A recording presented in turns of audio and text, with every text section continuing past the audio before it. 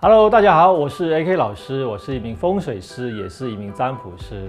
那今天呢，我们继续讲一下住家风水的话题。好，那我们今天来讲一下你在搞什么明堂。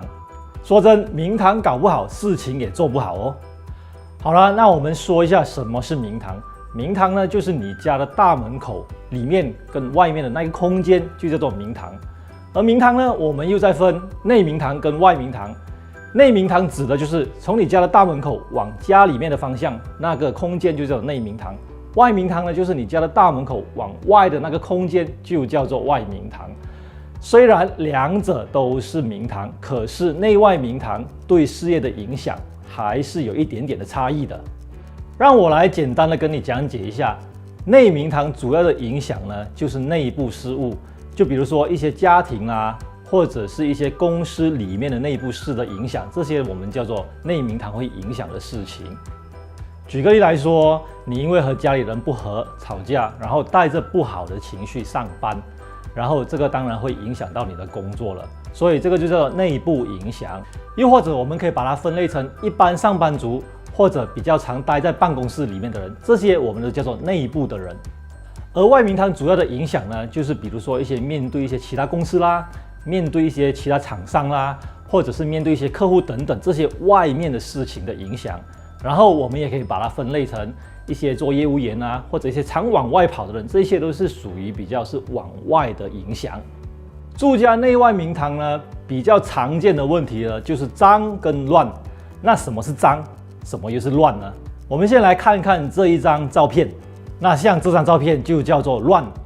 乱呢，就是说当你要走路的时候都无法顺畅的走路，再不然就是当你要开门关门的时候都无法顺畅的开关，又或者是你的视觉上感受到凌乱，这一些我们都叫做乱。像这张照片呢，当你要开关门的时候呢，鞋子都挡住开关了，这个就不太好了。而且鞋子的摆放呢也很不规律，而且你再看看这一张呢，鞋子的方向还不一致呢。虽然这张照片看起来是小乱，但是毕竟小乱也是乱。或许你家的鞋子很多，但是鞋多并不代表就是可以乱。所以鞋子可以多，但是呢，你必须把它摆放整齐。再不然，更好的方式就是买个鞋柜，然后都把鞋子呢放在鞋柜里面。那什么叫脏呢？脏就是明显的看到垃圾还有灰尘，地垫上呢有灰尘呢，这个也叫做脏。尤其是家里的地垫的里面跟底部都藏了满满的沙尘，这个呢对你的事业呢都是很不好的。好，讲完乱跟脏的定义之后呢，我们来看看内明堂的状况。很明显，我们看到鞋子很乱，如果地板上的沙尘我们也不去处理的话呢，这就变成了又脏又乱了。像这张照片又会造成什么样的影响呢？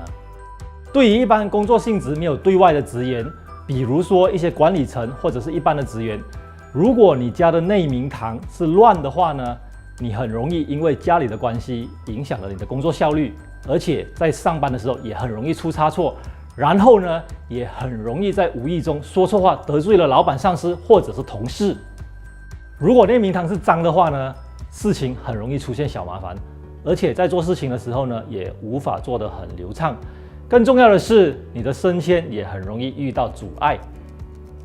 那对于一些做业务或者是常跑外面的人来说呢，这张照片的状况呢，会因为公司内部的问题呢，导致自己本身的事业不顺利。如果你家的内明堂是乱的话呢，会因为公司内部的产品不优势，然后同事之间也不帮忙，严重的话还会产生勾心斗角和互相争夺客户的情形出现。还有一点你也许不会知道的就是，你其实已经卷入了口舌和小人之间的问题。如果内明堂是脏的话呢，那就会因为公司内部它的产品稳定性不足，然后也会导致你的客户的满意度下降。那如果你的家的内明堂又脏又乱的话呢，我所说的以上两种情形都会同时发生。其实要处理这些问题并不难。下一集讲完外明堂之后，我也会讲一讲处理方式。